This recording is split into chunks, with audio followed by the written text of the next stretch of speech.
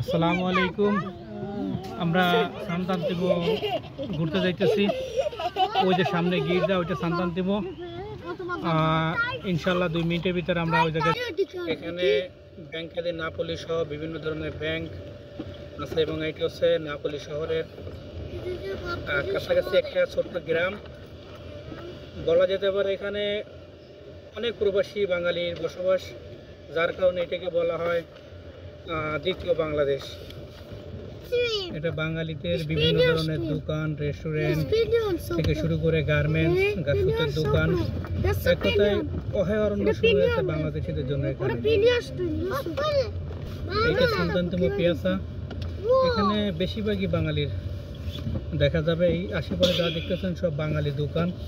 এটা বৌদির দোকান, সামনেও আরেকটা দোকান আছে ইন্ডিয়ান বাঙালি। এই পিয়াসার যত মানুষ আপনি দেখবেন মিনিমাম 80%ই বাঙালির এই জায়গায় বসবাস। ইটালিয়ানদের রাস্তাঘাটে দেখাই যায় না বললে চলে। তো আমার গন্তব্য হচ্ছে এই ফার্মেসি। এই ফার্মেসিতে আমি একটা কাজের জন্য